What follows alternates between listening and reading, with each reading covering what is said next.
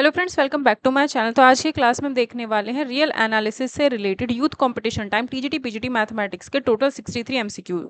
इस टॉपिक से रिलेटेड सिर्फ और सिर्फ 63 एमसीक्यूज हैं जो कि सभी एग्जाम्स के लिए इंपॉर्टेंट है। UP TGT, UP PGT, NVS, KVS, EMRS, DSSB, सभी एग्जाम्स के लिए आप लोगों के लिए काफ़ी इंपॉर्टेंट रहेंगे। अगर आप ये पीडीएफ चाहते हैं तो आप प्लीज़ टेलीग्राम चैनल को ज्वाइन कर लेना, वहाँ पर आपको ये पीडीएफ अवेलेबल हो जाएगी। ठीक है, इंस्टाग्राम पे आप लोग मुझे फॉलो कर सकते हो फॉर मोर अपडेट्स। अगर आपको वीडियो सेशन पसंद आए तो please do like share subscribe this channel. जल्दी से 15,000 कर दीजिए, फिर आप लोगों के लिए एक स्पेशल ऑफर आएगा। अगर आप किसी भी पेड बैच में एनरोल करना चाहते हो तो व्हाट्सअप नंबर ये है, अगर किसी भी पेड बैच में एनरोल करना है तो इस नंबर पर आप कॉन्टैक्ट कीजिए, बाकी डिटेल्स आपको वहाँ पर अवेलेबल हो जाएंगी। ठीक है, तो convergent and divergent of series इस पर रिलेटेड भी है। ये पूरी रियल एनालिसिस अगर आप देखोगे तो रियल एनालिसिस का पार्ट मैंने प्लेलिस्ट में आपको कराया हुआ है, तो आप प्लीज प्लेलिस्ट देख लीजिएगा। अगर आपको बेसिक वहां से करने होंगे तो आप कर सकते हैं, प्लेलिस्ट में जाइएगा, रियल एनालिसिस आपको पढ़ाया हुआ है। उसके बाद ये एमसीक्यू 63 आप लोग कर लेना, किसी भी एग्जाम में आएंगे तो आप लोगों को काफी हेल्प होगी। ठीक है, तो पहला क्वेश्चन जो है इसमें हमको ये दिया हुआ है और ये हमने एपीजीपी एचपी वाले में कर चुके हैं। ठीक है, तो इसमें बस हमको इतना देखना होता है, 3 की पावर के है तो 3 + 1 4 की पावर n आंसर होगा हमारा। ठीक है, ये हम ऑलरेडी कर चुके हैं एपीजीपी एचपी वाले क्वेश्चंस में। इस क्वेश्चन में हमको बोला जा रहा है कि जी एन एक्स, ये कुछ ऐसे लिखा हुआ है जी एन एक्स। ठीक है, G N X is equals to N x upon 1 + N square x square. X की जो वैल्यू है वो हमारी 0 से इन्फिनिटी के बीच में। ठीक है, तो n टेंस टू इन्फिनिटी पे कौन सा ऑप्शन हमारा ट्रू होगा? पॉइंट वाइज कंटिन्यूअस होगा या फिर uniformly continuous? Point wise continuous होगा और यूनिफॉर्मली नहीं होगा, यूनिफॉर्मली कंटिन्यूअस होगा। जी एन एक्स एक्स पर टेंड करता है as x tends to g x belongs to 0 to infinity. ऐसा तो मुश्किल ही होगा, ऐसा तो नहीं हो पाएगा, या तीनों में से कोई एक से ज्यादा ऑप्शन सही है, फिर कोई भी ऑप्शन हमारा सही नहीं है, हमें ये बताना है। ठीक है, तो इसके लिए हमारे पास देखो हम इस क्वेश्चन को कैसे करेंगे। ठीक है, as n tends to infinity हम जी एन एक्स निकालते हैं। जी एन एक्स की वैल्यू जो हमको दी गई है n x upon 1 + N square x square. ठीक है, x की वैल्यू जो है वो ये है ही। ठीक है, तो हमें पहले से पॉइंट वाइज चेक करना है। पॉइंट वाइज चेक करने के लिए हम क्या करेंगे, x = 0 के लिए जी एन 0 निकालते हैं। जी एन 0 अगर हम निकालेंगे तो n × 0 upon 1 + N square into 0 square आएगा। इस पूरे को अगर मैं सॉल्व करूँ तो मुझे 0 ही मिलेगा, यानी x = 0 पर जी एन हमारा क्या मिल रहा है, जी एन एक्स हमें 0 मिल रहा है। ठीक है, यानी अगर हम limit n tends to infinity g n 0 निकालते हैं तो वो वैल्यू हमारी 0 आएगी। ठीक है, अब x ग्रेटर देन 0 के लिए अगर हम चेक करें, x ग्रेटर देन 0 के लिए अगर हम चेक करें तो हम क्या करेंगे, जो हमें फंक्शन दिया हुआ है ये वाला जो फंक्शन है जी एन एक्स जो हमको दिया गया है n x upon 1 + N square x square, इसको मैं एन स्क्वायर से डिवाइड कर देती हूँ तो मुझे 1/n मिलेगा। यहाँ पर भी एन स्क्वायर से डिवाइड कर देती हूँ तो 1/n स्क्वायर, और इसके नीचे कुछ नहीं आएगा, ये आ जाएगा। अब x, ठीक है, तो ये मेरे पास आ गया फंक्शन। अब मैं यहाँ पर क्योंकि n टेंस टू इन्फिनिटी है तो x upon n tends to क्या होगा, 0 होगा। भाई n टेंस टू इन्फिनिटी है तो x अपॉन n क्या हो जाएगा, 0, तो ये वाली वैल्यू हमारी 0 हो जाएगी। 1/n स्क्वायर भी 0 हो जाएगा और एक्स स्क्वायर तो हमारा वेरिएबल है वो ऐसे ही रहेगा। ठीक है, तो ये सॉल्व करने पर 0 ही मिल रहा है। इसका मतलब x ग्रेटर देन 0 पर अगर हम x ग्रेटर देन 0 पर इसमें limit n tend to infinity apply कर रहे हैं तो हमें फिर से 0 ही मिल रहा है। इसका मतलब क्या हुआ कि जो हमारा gn(x) है, जो हमारा gn(x) है वो 0 हो जाएगा। gn(x) 0 पर भी 0 है और 0 से इन्फिनिटी के बीच में भी 0 ही आ रहा है। इसकी वैल्यू 0 पर भी 0 है और 0 से इन्फिनिटी के बीच में भी 0 है, मतलब x की वैल्यू जब ये बिलोंग कर रही थी। ठीक है, तो इसका मतलब क्या हुआ कि जो फंक्शन है इसकी वैल्यू क्या आ रही है, इसका मतलब x बिलोंग्स टू दिस पर जो फंक्शन है इसकी वैल्यू 0 आ रही है, ना कि x, तो ये ऑप्शन तो हो नहीं सकता। ठीक है, इसका मतलब ये हुआ कि ये हमारा क्या होगा, पॉइंट वाइज कंटिन्यूअस होगा। क्या होगा, पॉइंट वाइज कंटिन्यूअस होगा। अगर अब हमें क्या चेक करना है, यूनिफॉर्मली कंटिन्यूअस चेक करना है। यूनिफॉर्मली कंटिन्यूअस चेक करने के लिए हम लोग क्या करते हैं, हम लोग यूनिफॉर्मली के लिए limit n tending to infinity supremum x belongs to 0 to infinity g N x minus g x, ये वैल्यू निकालते हैं। तो इस वैल्यू को अगर मैं सॉल्व करूँ तो ये आएगा limit n tend to infinity supremum x belongs to 0 to infinity g x की वैल्यू तो अभी हमने देखी 0 आ रही है, जी एक्स की वैल्यू इस इंटरवल के लिए 0 आ रही है, तो यानी ये आ जाएगा जी एन एक्स माइनस 0, यानी सिर्फ जी एन एक्स मॉड में। ठीक है, और जी एन एक्स की वैल्यू क्या है, limit n tend to infinity supremum g N x है हमारा n x upon 1 plus n square x square. X जो है वो बिलोंग्स टू 0 टू इन्फिनिटी, ये ज़रूर ध्यान रखना है। ठीक है, इसके बाद अगर हम देखें सुप्रीमम निकालने के लिए अब हम क्या करेंगे, इसको डिफरेंशिएट कर लेते हैं। जैसे ही हम इसको डिफरेंशिएट करते हैं इसका काम खत्म हो गया, तो मैं इसको हटा देती हूँ ज़रा। ठीक है, इसको डिफरेंशिएट करेंगे किसको, n x upon 1 plus n square x square को। जब हम इसको डिफरेंशिएट करते हैं विद रिस्पेक्ट टू एक्स, तो क्या आएगा, 1 plus n square x square का whole square, 1 plus n square x square as it is, n x का डिफरेंशिएशन एन आएगा minus n x as it is, इसका डिफरेंशिएशन 2nx। ठीक है, 2n² x ये आया। अब इंटू करूँ तो 2n³ x के रिस्पेक्ट में डिफरेंशिएट किया, 2x आया, n² एज इट इज रहेगा। ठीक है,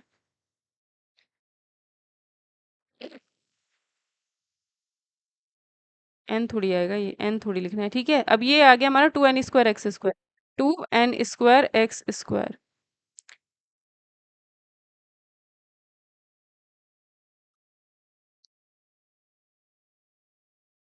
एक सेकेंड रुकिए जरा, मैं दोबारा से करती हूँ। ठीक है, x के रिस्पेक्ट में डिफरेंशिएट कर रहे हैं तो n तो कांस्टेंट है, बाहर आ जाएगा। 1 plus n² x square as it is, इसका होल स्क्वायर नीचे, 1 plus n² x square as it is, x का क्या आएगा 1 minus x as it is, इसका अगर करूँगी डिफरेंशिएशन 2n² x आएगा, यानी ये हो जाएगा 2n² एक्स स्क्वायर। 1 के इंटू इससे करेंगे तो यही आएगा। इसको अगर मैं सॉल्व करूँ तो ये 1 माइनस n² आएगा, 1 माइनस n² एक्स स्क्वायर आ जाएगा मेरे पास ये सॉल्व करने के बाद, और अपॉन में 1 प्लस n² एक्स स्क्वायर ये वैल्यू आ रखी होगी। ठीक है, अब जैसे ही मैं इस डेरिवेटिव को 0 रखती हूँ, तो डेरिवेटिव इस पूरे को 0 रखने पर मुझे पता है जो ये ऊपर वाली वैल्यू है वही 0 बचेगी, ये 0 बचेगा। यहाँ से n² की वैल्यू 1/x² आएगी और n की जो वैल्यू आ जाएगी 1/x आ जाएगी, या फिर x की वैल्यू कह सकते हो 1/n आ जाएगी। x की वैल्यू 1/n आ जाएगी, और x हमें बोला है 0 से इन्फिनिटी, x की वैल्यू क्या कही है हमें, ग्रेटर देन इक्वल टू 0, यानी x की वैल्यू 0 से इन्फिनिटी का मतलब यही तो है। ठीक है, अब ये जो x की वैल्यू n आई और जो हमने यहाँ पर निकाला था ना अभी, मतलब क्या रखा था वो हमारे पास, limit n tends to infinity supremum x belongs to 0 to infinity n x upon 1 plus n² x square, ये जो आ रखा था, इसमें x की जगह पे 1/n अगर रख दें, या फिर यहाँ से देख लो nx की वैल्यू 1 तो ये 1 हो गया, nx की वैल्यू 1 तो यहाँ पर भी 1 ही आएगा, तो ये 1/2 आ जाएगा, है ना। ये हमारा सॉल्व करने पर कितना आया, 1/2 आया, 1/2 आ गया। अब ये इसमें limit n tending to infinity कितना मिला, ये हमें 1/2 ही मिलेगा, लिमिट लगाने पर भी 1/2 मिलेगा, 0 के बराबर नहीं आ रहा है। ठीक है, ये जो चीज़ थी वो हमारी 0 के बराबर आनी चाहिए थी, 0 के बराबर नहीं आ रही है, इसका मतलब जो कन्वर्जेंस है वो यूनिफॉर्म नहीं है, तो इसका मतलब यूनिफॉर्मली कन्वर्जेंट नहीं है, यूनिफॉर्मली कन्वर्जेंट नहीं है, तो ए ऑप्शन ही हमारे यहाँ सही आंसर हो जाएगा। ठीक है, ए ऑप्शन ही हमारे यहाँ पर सही आंसर हो जाएगा। इस वाले क्वेश्चन में कह रहा है कि एक्स एन तो कन्वर्जेंट है, वाई एन बाउंडेड है। ठीक है, तो ऐसे केस में क्या होगा, ऐसे केस में अगर आप दोनों को ऐड कर दोगे तो ये सिर्फ बाउंडेड है, तो ये कन्वर्जेंट हो भी सकती है नहीं भी हो सकती है। ठीक है, लेकिन ये कन्वर्जेंट है तो ये पक्का बाउंडेड होगी। एक थ्योरम होती है इसी में कि अगर कन्वर्जेंट है तो बाउंडेड तो होगी ही होगी, जब ये कन्वर्जेंट है तो ये तो बाउंडेड होगी होगी, ये बाउंडेड है तो इसका मतलब दोनों बाउंडेड को ऐड करूंगी तो फिर से क्या बनेगा, बाउंडेड ही बनेगा, तो बी ऑप्शन हमारे यहाँ सही आंसर हो जाएगा।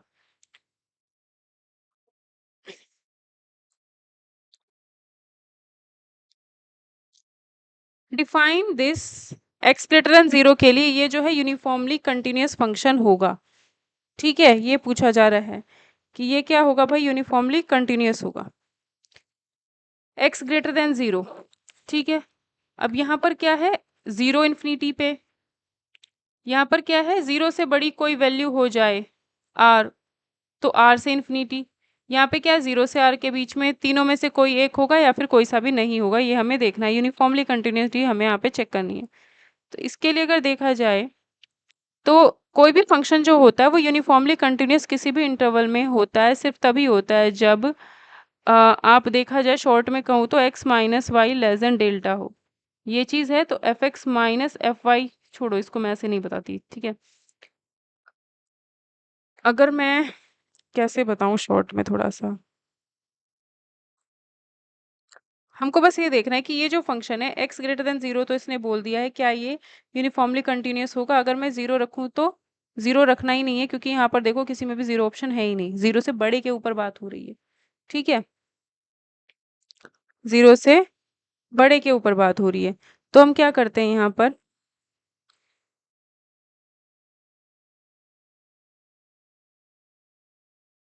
देखो सबसे पहले जो फंक्शन है ये दिया हुआ है x ग्रेटर देन 0 दिया है।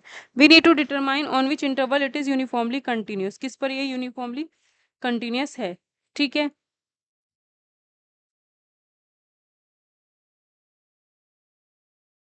अगर हम बात करें एफ एक्स के बिहेवियर की बात अगर हम करें तो x टेंस टू 0 प्लस अगर मैं करती हूँ, ठीक है, as x approaches to 0, f x किस पे अप्रोच करता है, एफ एक्स इन्फिनिटी पे अप्रोच करता है। जैसे मैं यहाँ जीरो जीरो रखने की कोशिश करूंगी तो इन्फिनिटी बन जाएगा। इसका मतलब फंक्शन जो है हमारा अनबाउंडेड है। नियर जीरो क्या है फंक्शन, अनबाउंडेड है। तो किसी भी फंक्शन के यूनिफॉर्मली कंटिन्यूअस होने के लिए उस इंटरवल में फंक्शन क्या होना चाहिए, बाउंडेड होना चाहिए। और यहाँ पर फंक्शन क्या है, बाउंडेड ही नहीं है। यहाँ पर फंक्शन जो है वो क्या है, बाउंडेड ही नहीं है, ठीक है। ठीक भाई, जैसे ही हमने इसमें 0 रखा, ठीक, 0 रखने पर फंक्शन जो हो गया वो इनफाइनाइट बन गया। इनफाइनाइट बन गया तो इसका मतलब फंक्शन क्या हुआ, अनबाउंडेड हुआ, नियर 0। और यूनिफॉर्म कंटिन्यूअस होने के लिए फंक्शन जो होना चाहिए वो हमारा बाउंडेड होना चाहिए, तो ऐसा कुछ है नहीं, ठीक है। तो इसका मतलब फंक्शन हमारा 0 के आसपास क्या होगा, 0 के नियर क्या होगा, जब बाउंडेड ही नहीं है तो यानी 0 के आसपास ये क्या होगा, यूनिफॉर्मली कंटिन्यूअस भी नहीं होगा। तो 0 इन्फिनिटी अगर मैं देखूं, 0 यहाँ है, सॉरी 0 यहाँ पर है, तो 0 के आसपास जो होगा वो यूनिफॉर्मली कंटिन्यूअस नहीं होगा, तो ए ऑप्शन तो नहीं हो सकता, ठीक है। अब हम बी ऑप्शन को अगर चेक करें, अगर हम पहले 0 से आर सी ऑप्शन चेक करते हैं पहले, तो इसके लिए क्या है, 0 0 यहाँ था, 0 से इन्फिनिटी तो पूरा आगे तक, 0 से इन्फिनिटी पूरा आगे तक जा रहा है, 0 के आसपास अनबाउंडेड है, तो यहाँ पर क्या होगा, कंटिन्यूअस नहीं होगा, यूनिफॉर्मली कंटिन्यूअस नहीं होगा। तो इसमें भी तो 0 से आ रहा है, 0 के आसपास इसमें भी है, 0 के आसपास इसमें भी है, तो दोनों ही हमारे आंसर नहीं होंगे, ठीक है, दोनों ही हमारे आंसर नहीं होंगे। तो अब हम बी ऑप्शन को एक बार चेक कर लेते हैं, ठीक है। बी ऑप्शन अगर सही हो गया तो ठीक है, नहीं तो फिर ई ऑप्शन आंसर हो जाएगा हमारा। अगर हमें आर टू इन्फिनिटी पे यूनिफॉर्मली कंटिन्यूटी चेक करनी है, ठीक है, हमने आर से इन्फिनिटी इंटरवल चेक किया है, आर ग्रेटर देन जहाँ पर हमारा 0 है, इस इंटरवल में फंक्शन के बारे में बात करते हैं क्या होता है, ठीक है। इसके बारे में अगर हम देखें तो ये कंटिन्यूअस ही होगा। आर जो होगी 0 से बड़ी कोई भी वैल्यू अगर हम ले लें और उस पर इस फंक्शन को चेक करेंगे तो वो कंटिन्यूअस होता ही होता है, ठीक है, क्योंकि पॉलिनोमियल वगैरह, पॉलिनोमियल तो नहीं है ये, मतलब 0 के आसपास अनबाउंडेड है, इस वजह से यहाँ पर तो ए और सी में तो केस खराब हो गया, लेकिन इसमें क्या होगा, हमारा कंटिन्यूअस होगा, ठीक। क्यों, क्योंकि as x tends to infinity पर फंक्शन क्या हो जाता है, हमारा 0 हो जा रहा है, तो फंक्शन क्या होगा, हमारा कंटिन्यूअस होगा, ठीक है। अब अगर हम इसका डिफरेंशिएशन निकाल लें, डिफरेंशिएशन करें, 1/x भी अगर आप देखोगे तो 1/x का ग्राफ ऐसा जाता है तो वो भी कंटिन्यूअस होता है। तो 1/√x को भी अगर आप सिंपली देखोगे, ठीक है, बस 0 के आसपास नहीं होना चाहिए, तो वो हमारा क्या आता है, कंटिन्यूअस आता है, ठीक है। अगर हम f डैश x निकालते हैं तो कितना आएगा, x की पावर 1/2 है ना, ये -1/2, इसका डिफरेंशिएशन क्या आएगा, n इंटू एक्स की पावर -1/2 -1 -3/2, एक्स की पावर 3/2, ठीक है, एक्स की पावर 3/2। अब r टू इन्फिनिटी में अगर मैं चेक करूं, x की वैल्यू क्या है, greater than equals to r, भाई हमने आर से इन्फिनिटी लिए, एक्स क्या है हमारा, आर से बड़ा है, एक्स अगर हमारा आर से बड़ा है तो इसका अगर मैं मॉड निकालूंगी तो ये आएगा, और ये वैल्यू किसके बराबर हो जाएगी, 1/2 एक्स की पावर, इतने के बराबर। तो डेरिवेटिव क्या हो रहा है, ये जो चीज़ आ रही है इसको मैंने डेरिवेटिव को देखा तो ये डेरिवेटिव क्या आ रहा है यहाँ पर, आर से इन्फिनिटी में हमारा डेरिवेटिव बाउंडेड आ रहा है, इसका मतलब फंक्शन जो हो जाएगा वो हमारा यूनिफॉर्मली कंटिन्यूस होगा आर टू इन्फिनिटी में, for any r greater than 0। तो बी ऑप्शन हमारा यहाँ पर इसका सही आंसर हो जाएगा। नेक्स्ट क्वेश्चन में यहाँ प्लस है यहाँ माइनस है, कन्वर्जेस टू पूछा जा रहा है, तो इसमें क्या करेंगे, 2n² plus N, 2n² minus 1 को n से डिवाइड अगर n² से अगर डिवाइड करोगे यहाँ पर तो ये आएगा 1/n², n² से डिवाइड करोगे तो ये आएगा 1/n²। ठीक है, अब इसमें n टेंड्स टू इन्फिनिटी लगाने पर ये चीज़ 0 हो जाएगी, ये चीज़ भी 0 हो जाएगी, तो 1 आएगा, आंसर बी ऑप्शन हमारा करेक्ट आंसर हो जाएगा। ठीक है, series whose nth term is sine 1/n, series whose nth term is sine 1/n, तो ये बताना है कि ये क्या है, समेशन साइन 1/n पूछा जा रहा है हमसे, सीरीज बोला है तो समेशन है जिसकी nth टर्म ये है, तो समेशन साइन 1/n पूछा जा रहा है, कन्वर्जेस होगा डाइवर्जेस होगा क्या होगा, रियल एनालिसिस अगर प्लेलिस्ट में जाकर के पढ़ोगे तो बहुत ईजी है इसको करना। ठीक है, अगर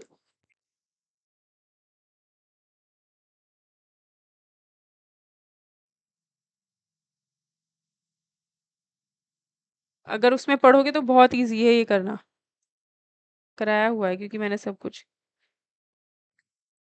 ठीक है, इसको अगर मैं ओपन कर दूं, साइन 1/n को मैं लिख सकती हूँ 1/n minus 1/n³ 3 factorial n³, बस आगे लिखने की ज़रूरत नहीं है। ठीक है, साइन 1/n को अगर मैं ओपन करती हूँ तो यहाँ पर क्या है, इसमें जो कॉमन आ सकता है वो 1/n ही कॉमन आ सकता है, और इसकी जो पावर है वो 1 से छोटी 1 के बराबर है, इसकी जो पावर है समेशन 1/n, ये चीज़ इसमें से अलग आ सकती है ना, मतलब 1/n अगर कॉमन लूँ तो ये चीज़ कॉमन आएगी, और ये क्या होता है हमारा डाइवर्ज करता है, अगर यहाँ पर पावर 1 है तो हमारा ये डाइवर्ज करता है। अगर आपने इसके सारे टेस्ट वेस्ट पढ़े हो प्लेलिस्ट से तो आपको बहुत अच्छे से क्वेश्चन आ जाएगा, ज़्यादा लेंथी करने की ज़रूरत नहीं पड़ेगी फिर हमको इस क्वेश्चन को। ठीक है, तो डाइवर्ज करेगा।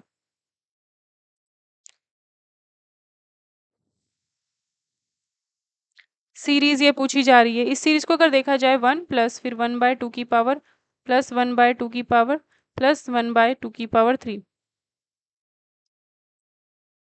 ये चल रहा है। ठीक है, तो ये क्या है, ये एक ज्योमेट्रिक सीरीज अगर ध्यान से देखा जाए जिसमें r क्या आएगा, 1/2 आएगा हमारा, r इसको 1 से डिवाइड कर देंगे, है ना, तो r क्या आ रहा है, 1/2 आ रहा है, तो r की जो वैल्यू है वो -1 से +1 के बीच में आ रही है, r की वैल्यू अगर -1 से +1 के बीच में होती है तो सीरीज जो होती है हमारी वो कन्वर्ज करती है, तो ए ऑप्शन आंसर आएगा इसका। सीक्वेंस पूछा जा रहा है कन्वर्ज है या डाइवर्ज है, इसमें सिंपली आप देख लो कि अगर इसमें n की जगह पे 0 रखोगे तो इनफाइनाइट आएगा, n की जगह पे 1 रखोगे तो 2, ये क्या हो गया, घट गया, है ना, घटता जा रहा है, तो इसका मतलब ये डिक्रीजिंग सीक्वेंस है और कुछ नहीं करना है। अगर इसमें आप लिमिट लगाओगे n टेंड्स टू इन्फिनिटी तो इसकी वैल्यू हमेशा e आती है, और ये तो फॉर्मूले की तरह हम लोग याद रखते हैं।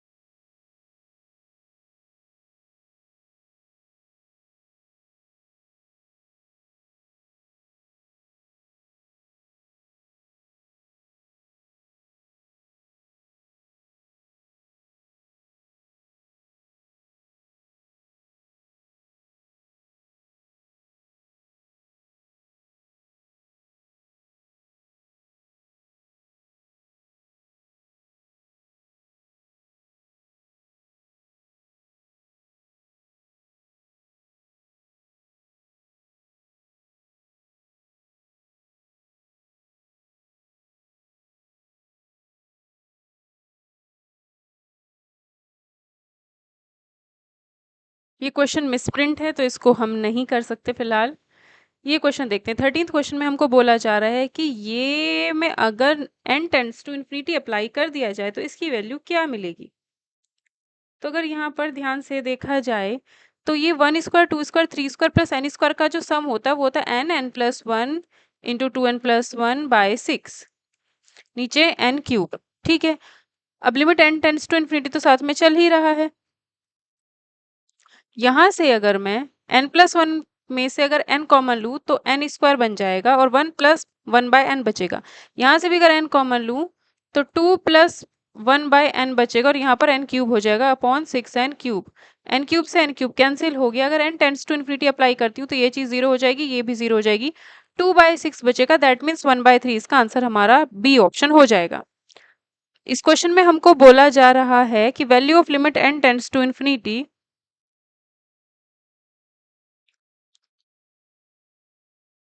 1/n+1 1/n+2 1/n+n तक हमने जाना है। ठीक है, तो इस क्वेश्चन को हम कैसे करेंगे, इसका हमें क्या निकालना, पूरे का सम निकालना है।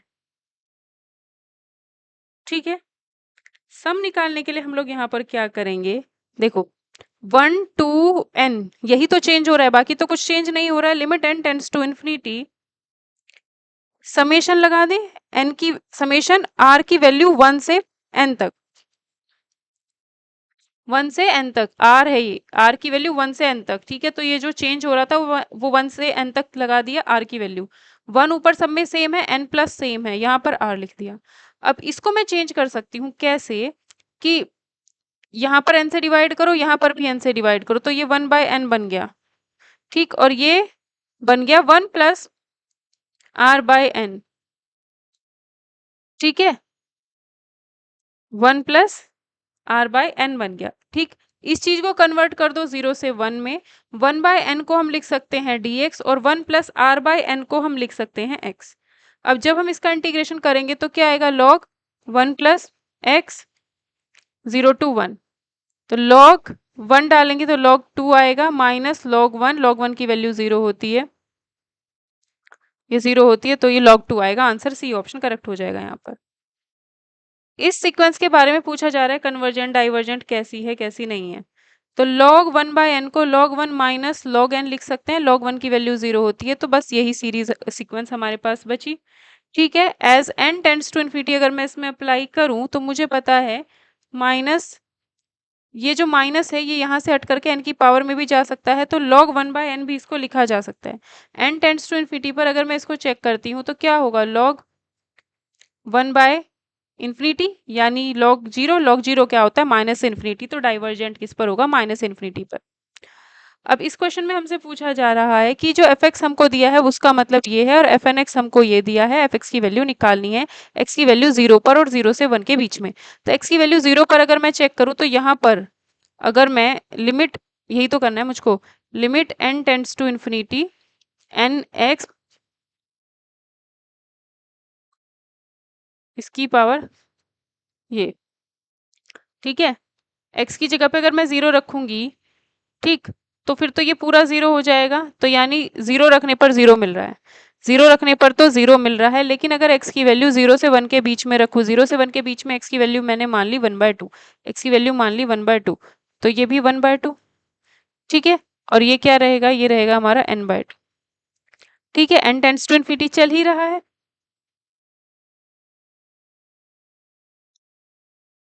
ठीक,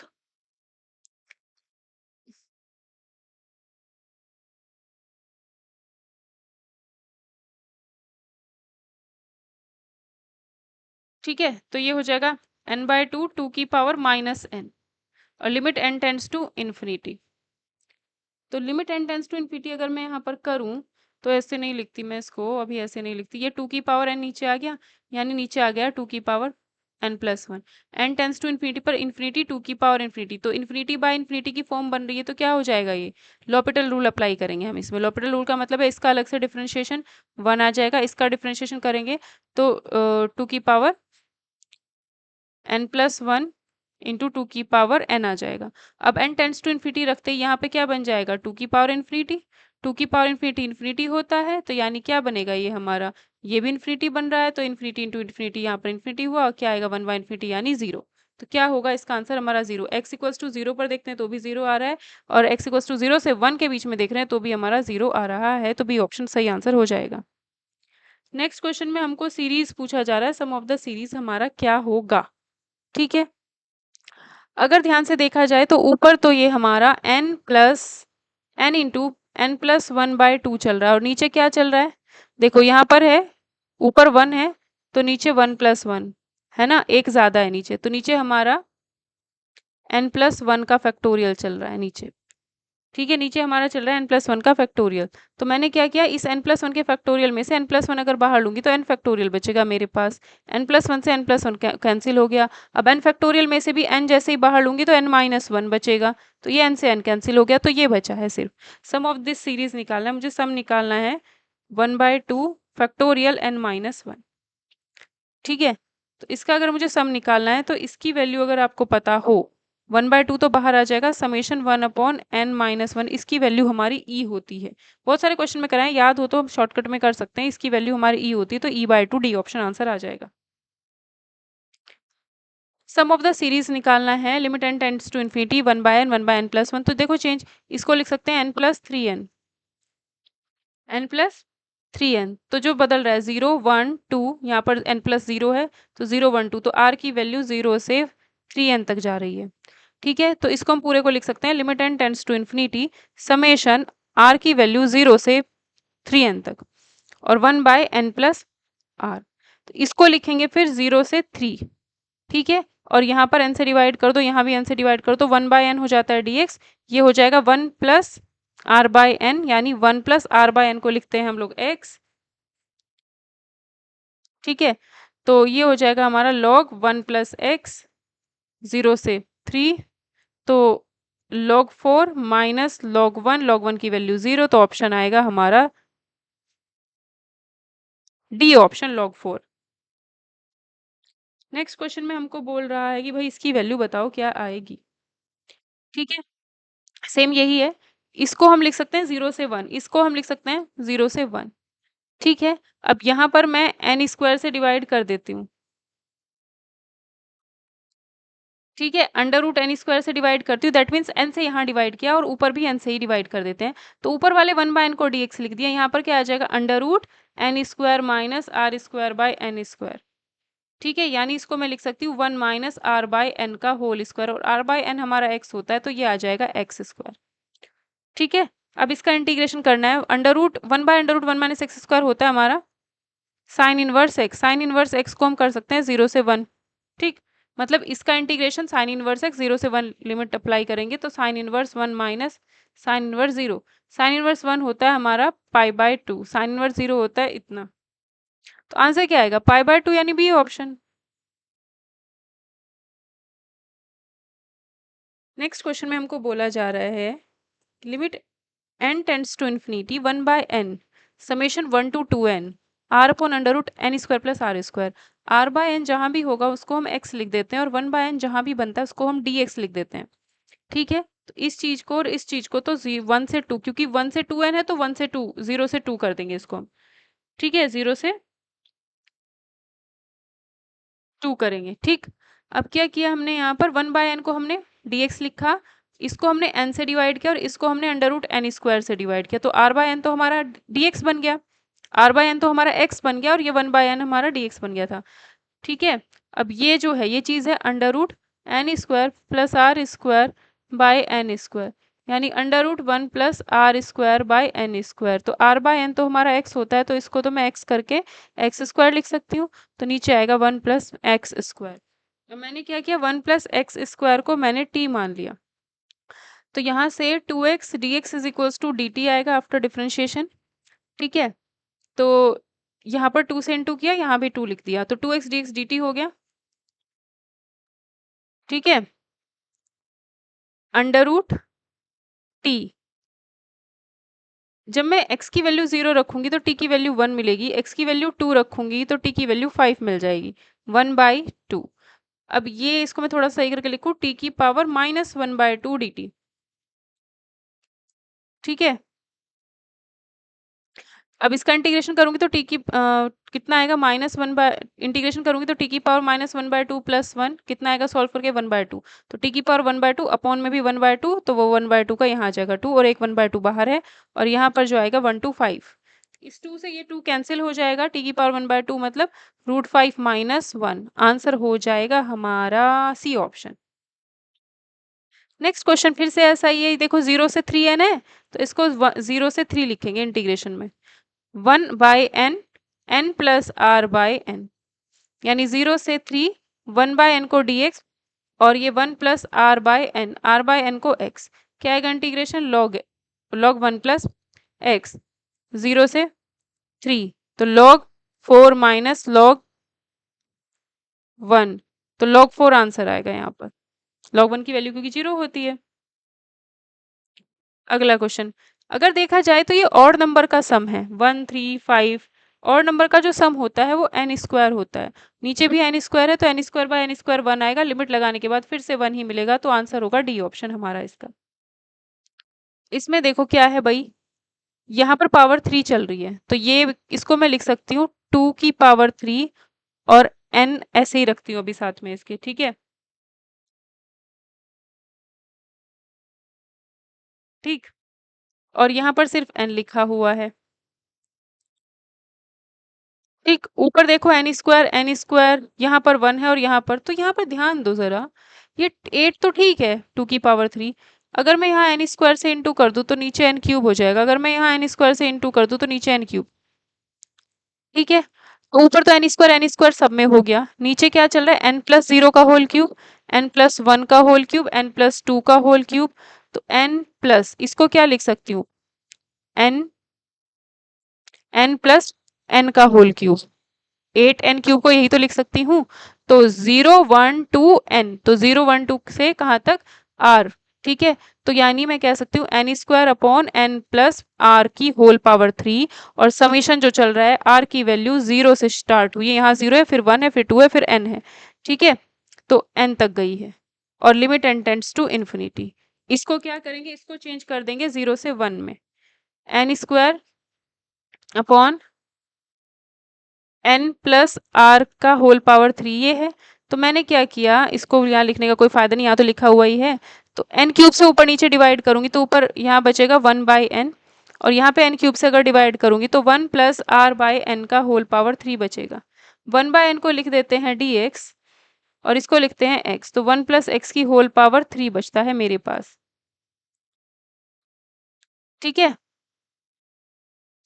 अब इसका अगर मैं इंटीग्रेशन करूंगी तो कितना आएगा, 1 प्लस एक्स की होल पावर -3 है, पहली बात तो ये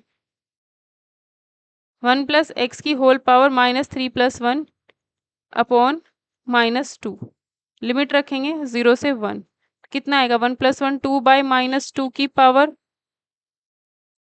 -2 और -1/-2 की पावर माइनस इसकी पावर -2, ठीक है, इसकी पावर -2 तो 1 ही आएगा, ये कितना आएगा 1/4, 1/4, तो 1/-8 + 1/2, इसे 4 से इंटू कर दिया, यहाँ भी 4 से, तो ये 5/8 आ रहा है, 5/8 नहीं आ रहा है, इसका मतलब कहाँ हमने मिस्टेक कर दी,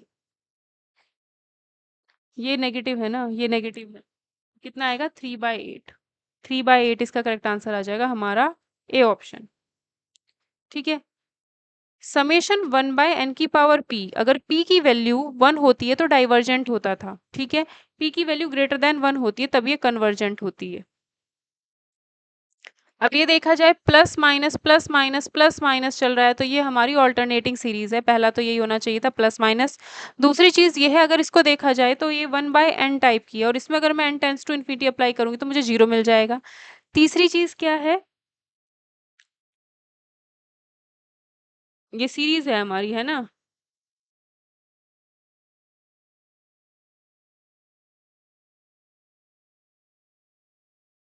ठीक है, तीसरी चीज ये है कि ये डिक्रीजिंग होने चाहिए, देखो पहली टर्म 1 है, दूसरी 1/2, प्लस माइनस नहीं देखना क्योंकि वो फर्स्ट पॉइंट में देख लिया, तीसरी चीज 1/3 फिर 1/4, तो वैल्यू जो है वो घटती ही जा रही है, डिक्रीजिंग ही होना चाहिए, तब ये कन्वर्जेंट है, तो बी ऑप्शन आंसर होगा।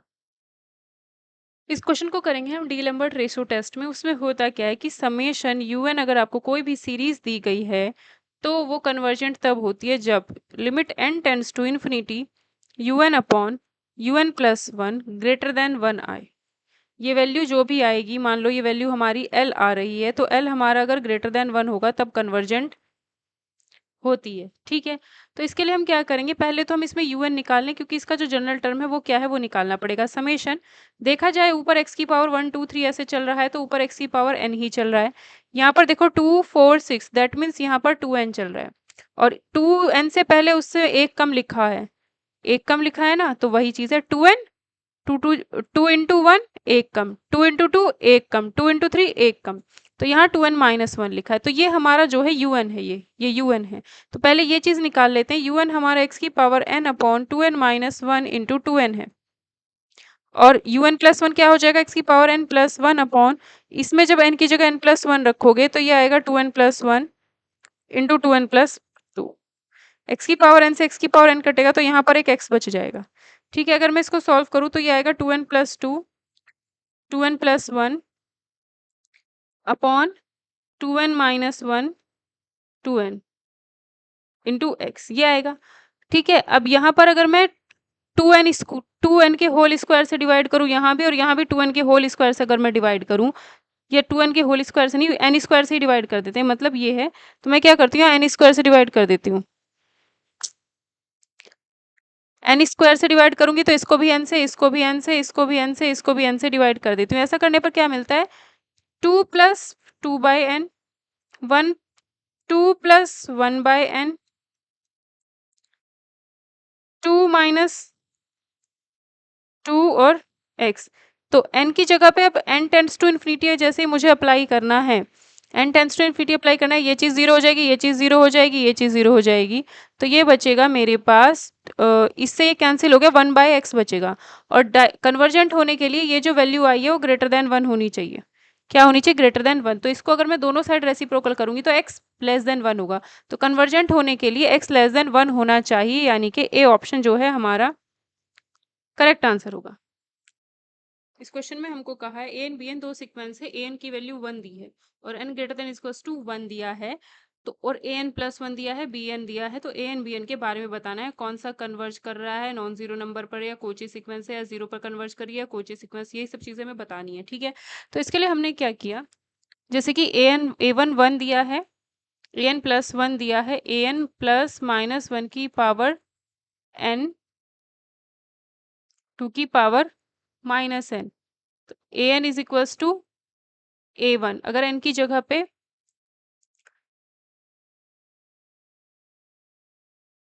देखो,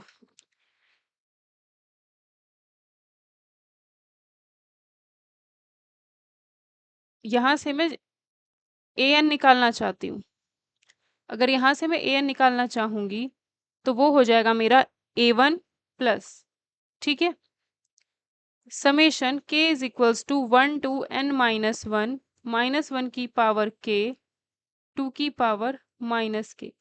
ठीक है, ये मेरा यहाँ से ए एन हो जाएगा, अगर मैं निकालूंगी यहाँ से ए एन। ठीक है, ए एन प्लस 1 तो दिया हुआ था, ठीक है, मुझे ए एन निकालना था, तो ए एन अगर मुझे चाहिए था तो वो क्या आ जाएगा मेरे पास, कुछ इस तरीके से आएगा, क्योंकि 1 से लेकर टोटल n टर्म्स तो n होंगी, लेकिन अगर एक टर्म कम कर दी जाए, A1 कम कर दिया जाए, तो समेशन क्या होगा फिर, k इक्वल टू 1 से n माइनस 1 तक जाएगा, माइनस 1 की पावर के 2 की पावर माइनस 1 यहाँ से आया। ठीक है, इन सभी टर्म्स का सम होगा, इस k इक्वल टू 1 से n माइनस 1 तक इन सभी का सम लिया है यहाँ पर, तो ए एन हमारी कुछ इस तरीके से आ जाएगी।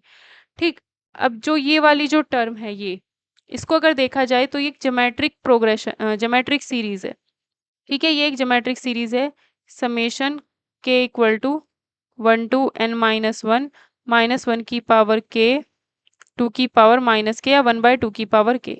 ये कैसी हमारी ज्योमेट्रिक सीरीज है, जिसमें जो कॉमन रेशो है हमारा वो -1/2 आएगा, क्योंकि ऑल्टरनेटिंग सीरीज होगी, क्योंकि -1 की पावर k है यहाँ पर, तो -1/2 इसका जो आएगा कॉमन रेशो आएगा, और आर मोड आर अगर हमारा लेस देन 1 होता है तो ये हमारी कन्वर्ज करती है, तो ये हमारी क्या करेगी, कन्वर्ज करेगी। ठीक है, कन्वर्ज करेगी। दूसरी चीज, अब मैंने कहा ज्योमेट्रिक सीरीज है तो इसका सम निकाल लेते। कॉमन रेशो इतना आ रहा है तो इनफाइनाइट टर्म्स है, इसके अंदर इनफाइनाइट टर्म्स है तो सम क्या आता है a अपॉन 1 माइनस आर।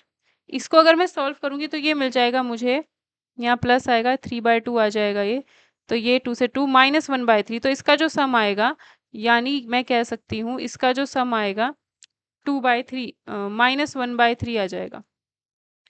इसकी जो वैल्यू आ जाएगी सम आ जाएगी, इसकी वैल्यू -1/2 और ए एन की वैल्यू 1 है तो ए एन किस पे कन्वर्ज करेगा, ए एन की वैल्यू 1/2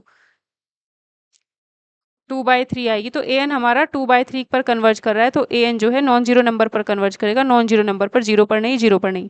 बी एन के बारे में बात कर लेते हैं। बी एन कुछ हमें इस तरीके से दिया हुआ है, तो बी एन जो दिया है हमें 2an + 1 minus A N upon A N, ठीक है। 2 an + 1 की जो वैल्यू है वो हम रख देते हैं यहाँ पर, an + 1 की वैल्यू है an + -1 की पावर n 2 की power -n minus A N upon A N, ठीक।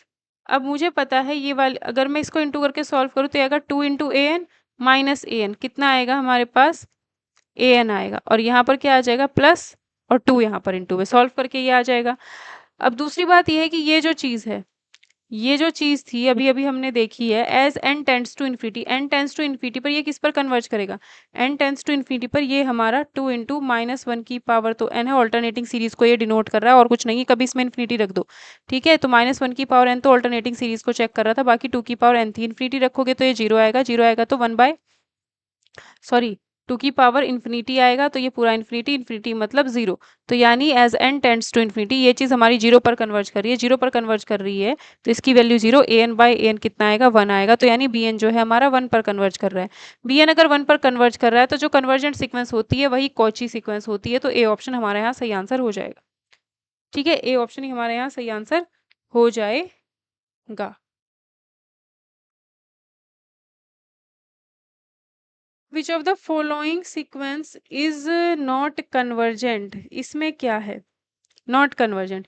इसको अगर देखा जाए 1 + -1 की पावर पहले 1 रखा तो ये जीरो आएगा, -1 की पावर 2 रखा तो ये 2 आएगा, -1 की पावर 3 रखा तो जीरो आएगा, -1 की पावर 4 रखा तो क्या मिलेगा 2 मिलेगा।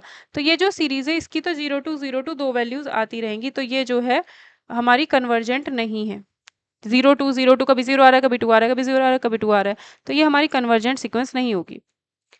ये जो इनफाइनाइट सीरीज है कन्वर्जेंट तभी होती है जब p की वैल्यू जो होती है हमारी >1 होती है, p >1 होता है तब कन्वर्जेंट होता है। Which of the following is convergent series, ठीक है। इसमें अगर देखा जाए तो ये वाली जो सीरीज है अगर हम इसको देखें तो, ठीक है,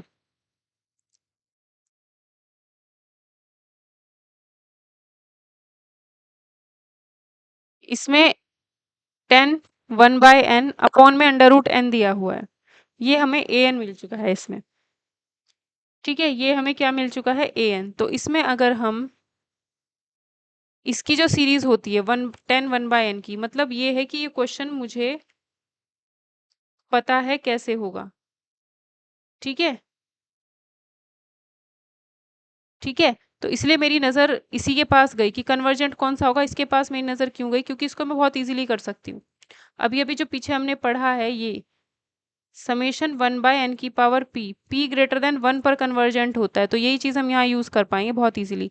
10 1/n 10x की जो सीरीज होती है ना, 10 1/n की सीरीज हो जाएगी 1/n + 1/3 x n cube 1/n का क्यूब, आगे टर्म्स हाइयर, अपॉन में क्या चल रहा है, इनटू में क्या चल रहा है 1/n की पावर 3/2, ठीक है। ये 3/2 इसके अंदर इंटू करोगे तो 1/n की पावर 5/2 आएगा, या फिर हाँ n की पावर कितना आएगा 1/n की पावर 5/2 + 1/3 1/n की पावर 3 और n की पावर 3/2, या फिर अगर इसमें से अब कॉमन लोगे इसमें से, तो ये n की पावर, ये चीज़ कॉमन आएगी, 1 की पावर n की 1/n की पावर 5/2।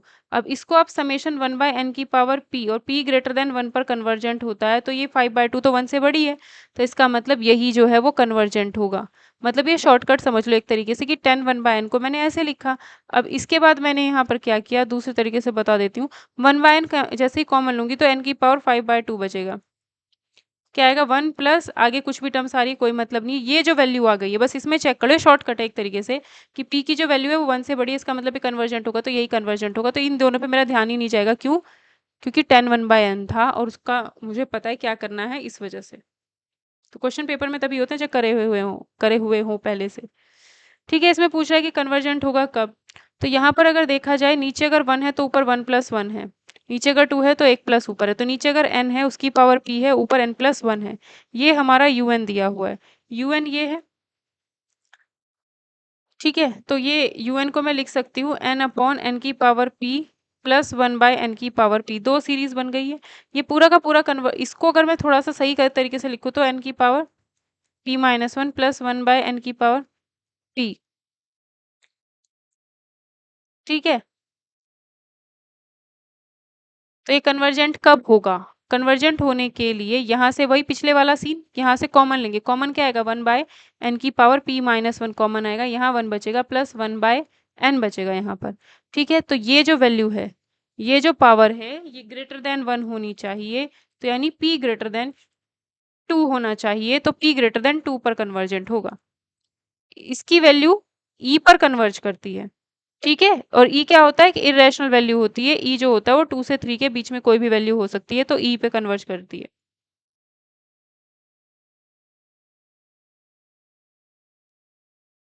ठीक,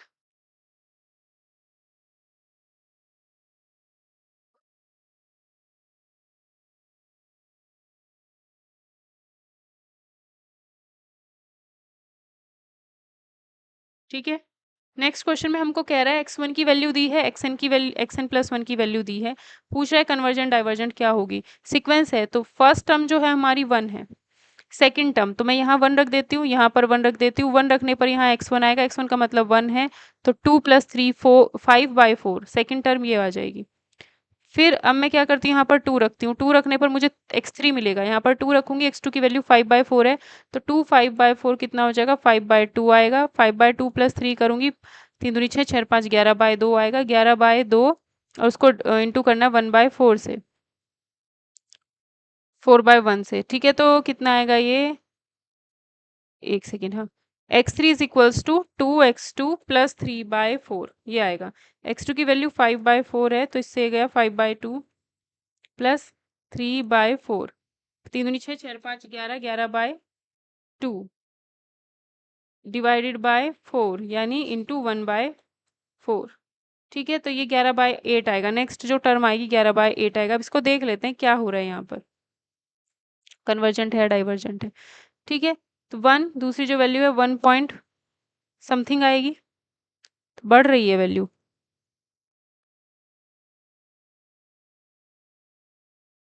ठीक है, अभी हमने x1 x2 x3 यहाँ पर निकाल लिया, जिनकी हमें ज़रूरत थी x1 x2 x3 निकाल लिया। ठीक है, x2 जो आया है वो x1 से बड़ा है, x2 x1 से बड़ा है। ठीक, ये वाली जो वैल्यू है कितना आएगी, 8 1 जा 8 30, 8 4 जा 32, 8 3 जा 24, और ये कितना आएगा 1.4 दूनी 8। तो ये वाली जो वैल्यू है x3 जो है वो x2 से बड़ी है, तो इंक्रीजिंग सीक्वेंस चल रही है। भाई इससे बड़ा ये, इससे बड़ा ये, सीक्वेंस चल रही है हमारी इंक्रीजिंग। सीक्वेंस कैसी चल रही है हमारी, इंक्रीजिंग चल रही है।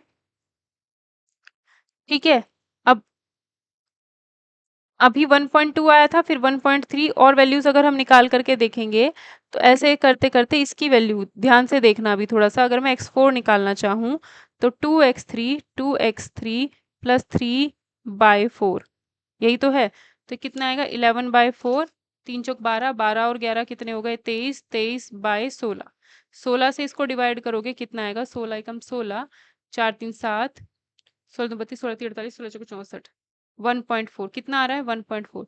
तो ये जो वैल्यू रहेगी ना इसकी, 1, 1.2, फिर 1.3, 1.4, ऐसे करते करते ये वैल्यू कभी भी 2 से ज़्यादा जाएगी ही नहीं। ठीक है, ये वैल्यू 2 से ज़्यादा हमारी जाएगी ही नहीं, तो सीक्वेंस जो है हमारी एक तो इंक्रीजिंग है, दूसरी 1 से 2 के बीच में बाउंडेड भी हो गई। ठीक है, तो जब कोई सीक्वेंस हमारी इंक्रीजिंग होती है और बाउंडेड अबव होती है, बाउंडेड अबव किससे है? 2 से है। ठीक है, और बाउंडेड बिलो किससे है? 1 से, तो वो हमारी सीक्वेंस जो होती है वो कन्वर्जेंट होती है। कैसी होती है? कन्वर्जेंट होती है। JNX denotes Bessel's function of first kind, the value of 2 and JNX, तो ये वैल्यू होती है हमारी बी ऑप्शन में। ठीक है, एवरी बाउंडेड सीक्वेंस कन्वर्जेंट हो भी सकती है, नहीं भी हो सकती है, तो डी ऑप्शन होगा। अगर बाउंडेड है तो कन्वर्जेंट हो भी सकती है, नहीं भी हो सकती, कुछ फिक्स हम नहीं कह सकते हैं। ठीक है, लेकिन यहाँ पर क्या दिया है? सब सीक्वेंसेस दिया है, जो कि मैंने नहीं ध्यान दिया। ठीक है, तो नन ऑफ दीज नहीं, एवरी बाउंडेड सीक्वेंस जो होती है उसके पास बहुत सारी कन्वर्जेंट सीक्वेंस हो सकती हैं। ठीक है, एवरी बाउंडेड सीक्वेंस, जैसे मैं इसी की बात करूँ, 1 प्लस माइनस 1 की पावर, रियल एनालिसिस पढ़ लेना, उस प्लेलिस्ट से तो क्लियर हो जाएंगे, ऐसे ऐसे क्वेश्चन तो बहुत इजीली क्लियर हो जाएंगे। इसमें क्या होगा? एन की वैल्यू 1 रखूंगी, एन की वैल्यू 1 रखूंगी तो 2 आएगा, एन की वैल्यू 1 रखूंगी तो 0 आएगा, एन की वैल्यू जब भी आप ऑड नंबर रखोगे तो 0 आएगा, और जब भी इवन नंबर रखोगे तो 2 आएगा, तो ये दो वैल्यूज आएंगी। ठीक है, तो 0 0 0 एक सीक्वेंस ये बनेगी, 2 2 2 एक सीक्वेंस ये बन जाएगी। ठीक है, तो इसका मतलब है ये भी अपने आप में कन्वर्जेंट है 0 पर, ये भी अपने आप में कन्वर्जेंट है 2 पर, तो every bounded sequence has a convergent सब सीक्वेंस, कम से कम एक तो कन्वर्जेंट सीक्वेंस उसके पास होती है। ठीक है, समेशन ए एन अगर 0 पर कन्वर्ज करता है तो सीरीज ए एन जो होती है वो भी आपकी कन्वर्जेंट ही होती है। ठीक है, अगर ये कंडीशन आपको दे दी है तो सीरीज ए एन जो होगी वो पक्का कन्वर्जेंट होती है। U n greater than equal to u n plus 1 greater than equal to 0 for all n, then for convergence of this the condition limit n un is equals to 0, un greater than un greater than is equals to un plus 1 है, और ये सब कुछ positive है, यानी अगली term जो है वो छोटी आ रही है, मतलब u1 less than u2 less than u3, ऐसे इंक्रीजिंग है ये। u1 u2 u3 ऐसे है। ठीक है, तो ये जो सीक्वेंस जा रही है हमारी, जो सीरीज जा रही है वो डिक्रीजिंग जा रही है। कन्वर्जेंस इसका जो होगा, limit n u n equal to 0 है, limit n u n equal to 0, तो ये जो कंडीशन होती है वो नेसेसरी होती है कि अगर मान लो कोई भी सीक्वेंस है और वो डिक्रीजिंग जा रही है, और ये जो सीरीज है हमें चेक करनी है कन्वर्जेंट है या नहीं, तो ये जो कंडीशन है वो हमारी ज़रूरी है, नेसेसरी है, लेकिन सफिशिएंट नहीं होती कि ऐसा हो गया तो हमारी कन्वर्जेंट होगी, लेकिन ये होना ज़रूरी होता है अगर कन्वर्जेंस चेक कर रहे हैं तो। ठीक है, greatest lower bound and lowest upper bound of the set R lambda and u, तो ये क्या है? 1, देखो नंबर लाइन बनाई, एन टेंस टू इन्फिनिटी पे 0 हो जाएगा, तो यानी 0, और फिर 1, अब 1/2 यहाँ, 1/3 यहाँ, 1/4, 1/5, 1/6 इसी तरीके से रहेंगी, तो जो भी वैल्यूज रहेंगी हमारी 0 से 1 के बीच में ही रहेंगी। ग्रेटेस्ट लोअर बॉन्ड इसका लैम्डा है और ग्रेटेस्ट अपर बॉन्ड इसका म्यू है, तो म्यू की वैल्यू 1 है और लैम्डा की वैल्यू 0 है, तो दोनों का सम जो आएगा वो 1 हो जाएगा। रियल एनालिसिस वाली प्लेलिस्ट देख लेना। सीक्वेंस जब भी होता है, सीक्वेंस हमारा जो फंक्शन होता है वो नेचुरल नंबर से रियल नंबर पर जाता है हमेशा। Sequence given below there is a subsequence in the sequence, इसकी सबसीक्वेंस क्या हो सकती है? इसकी सबसीक्वेंस सी ऑप्शन में होगी, 1/n+1। Which of the following series is convergent, कौन सी सीरीज जो है हमारी कन्वर्जेंट होगी? दोनों है, दोनों में से कोई एक है, तो इसके लिए भी हम क्या करते हैं, देखो सीरीज चेक कर लेते हैं एक बार।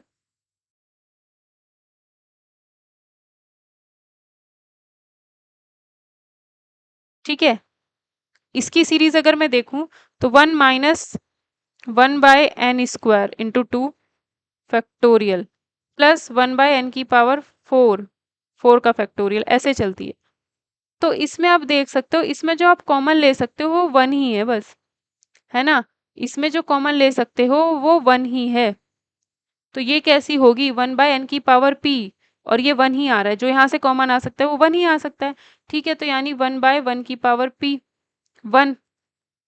ठीक, तो ये जो चीज़ अगर देखिए, n तो यहाँ पर आ ही नहीं रहा ना, तो ये जो वैल्यू है वो लेस देन 1 ही आएगी, तो इसका मतलब ये तो हमारी डाइवर्जेंट होगी, कन्वर्जेंट होगी ही नहीं।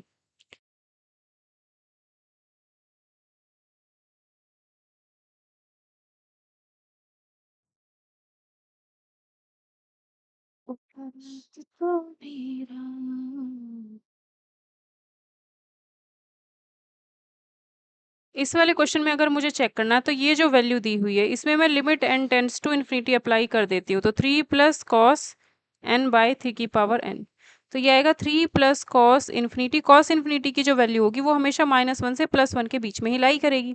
ठीक है, e की पावर इन्फिनिटी क्या हो जाएगा, इन्फिनिटी ही होता है, तो ये पूरा क्या हो जाएगा, ये तो कोई ना कोई फिक्स वैल्यू रहेगी -1 से +1 के बीच में, तो ये कोई ना कोई पूरी फिक्स वैल्यू आएगी, तो ये 0 आ जाएगा। तो इसमें अगर मैंने जो भी मुझे सीरीज दी हुई है उसमें से जनरल टर्म उठाओ, उसमें limit n tends to infinity apply करो, अगर 0 आ जाता है तो ये कन्वर्जेंट है।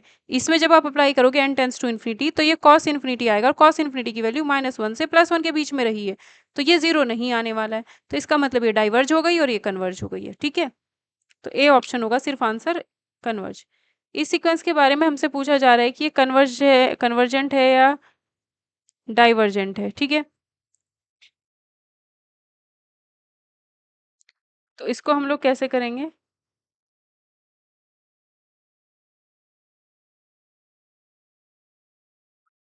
Sign n pi by 2 upon n लिखा हुआ है और n की वैल्यू 1 टू इन्फिनिटी, कन्वर्जेंस पूछा जा रहा है किस पर होगा ये। ठीक है, तो सीक्वेंस है ये हमारी सीरीज ना होकर के क्या है, सीक्वेंस है। सीरीज वाले जब भी सीरीज वाले क्वेश्चन होंगे तो जो पीछे हमने किया वो हम कर सकते हैं, लेकिन सीक्वेंस में हम वो चीज नहीं कर सकते हैं। ठीक है, सीक्वेंस वाले क्वेश्चन में हम वो चीज अप्लाई नहीं कर सकते जो हमने यहाँ पे की है।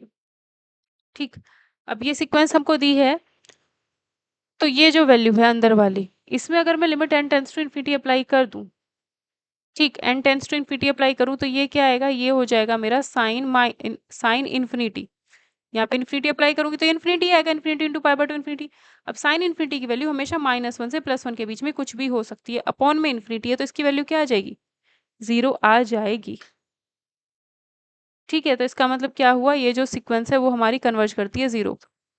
दो चीजें हैं देखो जो आपको डिफरेंस में शायद समझ में ना आया हो, जब भी समेशन an लिखा हो तो इसमें आप n tends to infinity apply करो और आपको 0 मिल जाता है, तो इसका मतलब हमारी सीरीज कन्वर्जेंट हो गई।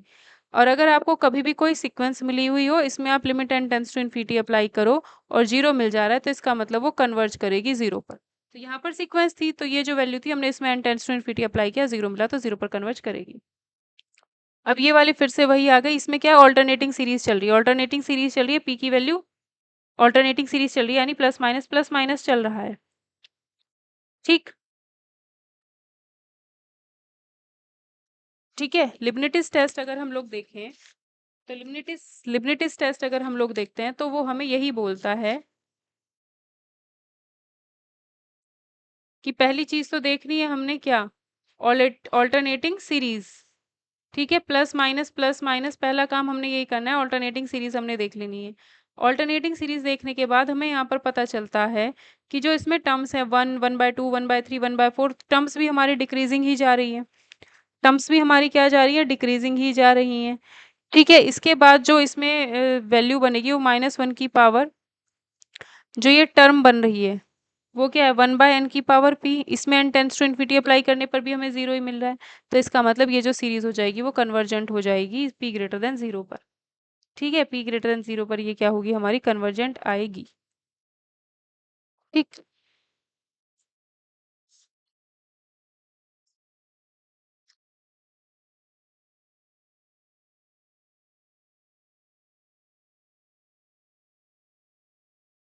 ठीक है, एक बार रियल एनालिसिस आप लोग पढ़ लेना जरूर, वहां से ये चीजें बहुत क्लियर हो जाएंगी, आपके कॉन्सेप्ट्स क्लियर होंगे तो फिर आप इन क्वेश्चंस को बहुत इजीली कर पाओगे। ठीक है, अगर हमसे हमें अगर हमें हार्मोनिक सीरीज दी हुई होती, ऐसी दी हुई होती summation n is equal to 1 to infinity 1/n की पावर p, तो p ग्रेटर देन 1 पर कन्वर्जेंट होती है, less than is equal to 1 पर डाइवर्जेंट हो जाती है। ठीक है, p ग्रेटर देन 1 पर कन्वर्जेंट होती है, ये अगर दिया हुआ होता, बट यहाँ पर ये चीज नहीं है, यहाँ पर क्या है, ऑल्टरनेटिंग सीरीज दी है, प्लस माइनस करके हम लोगों को दिया हुआ है, तो जब प्लस माइनस करके हम लोगों को इन्होंने दिया है तो ये कन्वर्जेंट होने के लिए p की वैल्यू ग्रेटर देन 0 होगी। ठीक, ये चीज है इस क्वेश्चन में। ठीक है, ये चीज इसमें दी हुई है, इसको हम ऐसे लिख सकते हैं -1 की पावर n, -1 की पावर n अपॉन n की पावर p, ऐसे है ये। ठीक है, तो जब ये इस तरीके से हमको दिया हुआ था,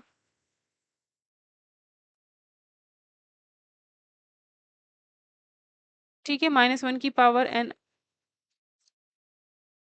ठीक है, तो सबसे पहली चीज़ क्या है, वन अप, इसमें जो टर्म्स है, पहली चीज प्लस माइनस ऑल्टरनेटिंग सीरीज चल रही है, पहला पॉइंट क्या है, ऑल्टरनेटिंग सीरीज चल रही है। दूसरा पॉइंट क्या है, टर्म्स डिक्रीजिंग, वन, फिर 1/2, 1/3, 1/4, डिक्रीजिंग हो रही है सारी टर्म्स, जो हो रही है डिक्रीज, प्लस माइनस नहीं चेक करना, प्लस माइनस तो पहले पॉइंट में हमने देख लिया, सारी टर्म्स जो जा रही है वो घटती हुई जा रही है। तीसरी चीज क्या करना है, जो इसमें जनरल टर्म है 1/n की पावर p, इसमें n tends to infinity apply करने पर जीरो मिल रहा है हमको, n tends to infinity apply करने पर जीरो मिल रहा है, तो p की वैल्यू ग्रेटर देन जीरो होनी चाहिए, तब जाकर के ये हमारी क्या हो जाएगी, कन्वर्जेंट हो जाएगी। ठीक है,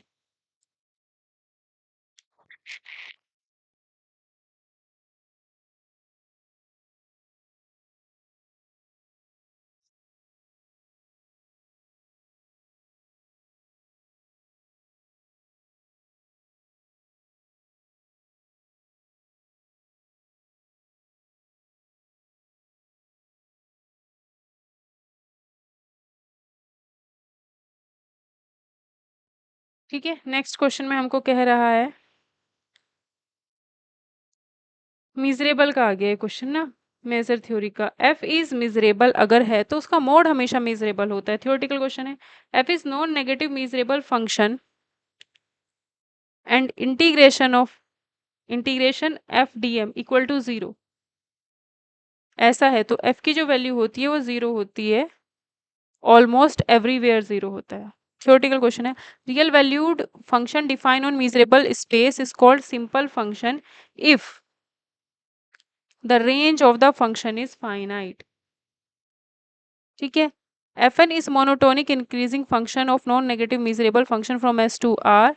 दिस थ्योरम को हम क्या बोलते हैं, इस थ्योरम को मोनोटोन कन्वर्जेंस सीक्वेंस बोलते हैं। मोनोटोन वर्ड इसलिए आया क्योंकि इंक्रीजिंग वर्ड यहाँ पर है, इंक्रीजिंग या डिक्रीजिंग होता है तो मोनोटोन वर्ड यूज हो जाता है। According to beach criterion a normed vector space x is complete if and only if, complete कब होता है, जब if and only if every absolutely convergent series in x is convergent, तब वो हमारा क्या होता है, कंप्लीट होता है। E and F are Banach spaces, T belongs to B E F becomes an open map, open map कब बनता है, जब बाइजेक्टिव होता है तब ओपन मैप बनता है। Closed graph theorem is use to given a proof, ये क्या इस closed graph theorem is use to given a proof of principle of uniform boundedness. ठीक है, इसके बाद क्या है, ये यहाँ पर आपका plus plus minus equal to two plus, ये जो आपका पैरेललोग्राम लो है, inner product space then a b belongs to H, तो जो ये रिलेशन है वो आपका पैरेललोग्राम लो है। H be separable Hilbert space, तो all orthonormal basis of H countable होते हैं। ये थियोरेटिकल क्वेश्चन है। For an orthonormal subset beta of H which of the following, ये पूरी थ्योरी पढ़ी हुई तभी आप क्वेश्चन कर पाओगे, ये अदरवाइज नहीं कर पाओगे। ठीक है, which of the following are equivalent, ये सारे इक्विवेलेंट होंगे।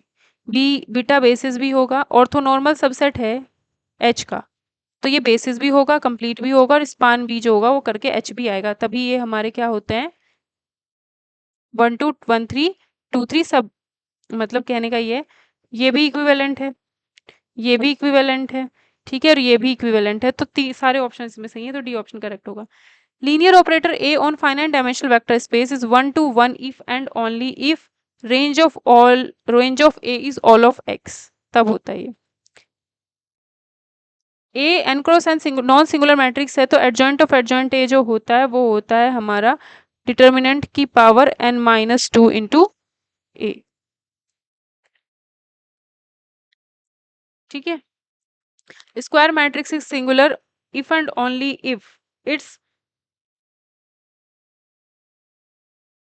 Columns are linearly independent, rows भी कह सकते हो और कॉलम्स भी कह सकते हो, लीनियरली इंडिपेंडेंट होने चाहिए। Alpha is an eigenvalue of non-singular matrix A. Then corresponding eigenvalues of adjoint A will be, यहाँ पर अल्फा है, ठीक है, यहाँ पर -1 है। अगर एक मैट्रिक्स है, इसकी आइगन वैल्यू अल्फा है। Corresponding eigen value of adjoint of A, इसकी आइगन वैल्यू अगर हमसे पूछी जाए तो वो क्या होगी, determinant alpha by determinant A by alpha होती है। Square matrices the product of its eigen values हमेशा किसके बराबर होता है, product of its eigen values उसके डिटर्मिनेंट के बराबर होता है। व्हाट वैल्यू ऑफ के makes the vectors linearly dependent, dependent होने के लिए अब ये लीनियर अलजेब्रा के क्वेश्चन डाल दिए, यहीं पर सब मिक्स किया हुआ है इन्होंने। ठीक है, ये अगर लीनियरली डिपेंडेंट है तो ये चीज़ पूरी जीरो होनी चाहिए, अगर ये जीरो होगी तो मैं कह सकती हूँ 1 2 +1 1 माइनस +3 -2k, ये जीरो होना चाहिए। 2 + 1 -6k, तो -6k इक्वल टू -3, तो k की वैल्यू आएगी 1/2 यानी बी ऑप्शन। ठीक है,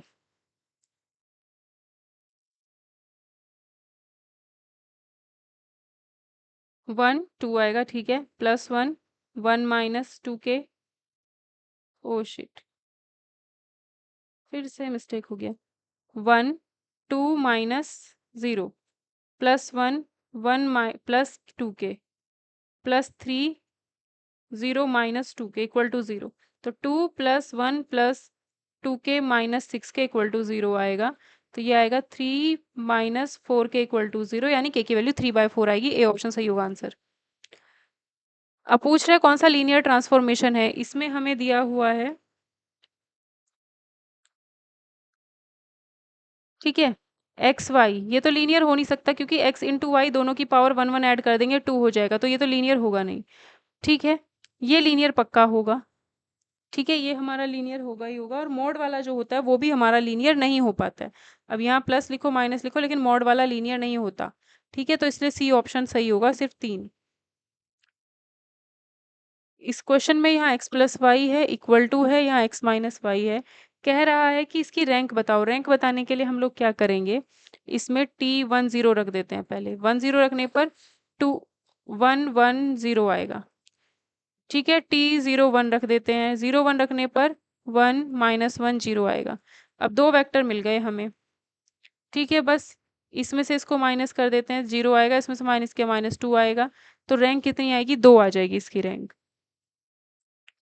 3x + 4y + 4z 2z इतना और इक्वल टू। ठीक है, ये पूछ रहा है कि आइगन वैल्यूज बताओ क्या होंगी। ठीक, तो अगर इसमें मैं t100 रखूं, स्टैंडर्ड बेसिस रखती हूँ, 100 रखूंगी, तो यहाँ पर क्या आएगा, 3 2 x की वैल्यू 0 फिर 0। ठीक, 0 1 0 अगर मैं रखूं तो आएगा 1 2 0। अगर 0 0 1 रखूं तो क्या आएगा, 4 6 5, ये आएगा। अब इनसे मैट्रिक्स बनेगी 3 0 0 1 2 0 4 6 5। अब इसका डैश कर दो, 3 0 0 1 2 0 4 6 5, ये हमारी मैट्रिक्स बनेगी। पूछ रहा है इसकी आइगन वैल्यूज, ये डायगोनल के नीचे के एलिमेंट सारे 0 हैं, ये अपर ट्रायंगुलर मैट्रिक्स है, अपर ट्रायंगुलर मैट्रिक्स है, तो इसकी जो आइगन वैल्यूज होंगी ये तीन हो जाएंगी, 3 2 5, यानी कि ए ऑप्शन आंसर सही हो जाएगा। Dimension of vector space C/R, C/R जो होता है उसका डायमेंशन 2 होती है, क्योंकि x + i y होगा, x और y दो रियल नंबर है, तो 2 होती है इसकी डायमेंशन। इसके साथ की आपका रियल एनालिसिस वाला जो यूथ वाला चैप्टर था वो भी खत्म हो गया है, जिसके क्वेश्चन थे वो हमने कर लिए। रियल एनालिसिस प्लीज़ आप लोग प्लेलिस्ट में है पूरी बनी हुई, इसको पढ़ लेना, बहुत अच्छे से नोट्स वोट्स बना करके पढ़ाया हुआ है।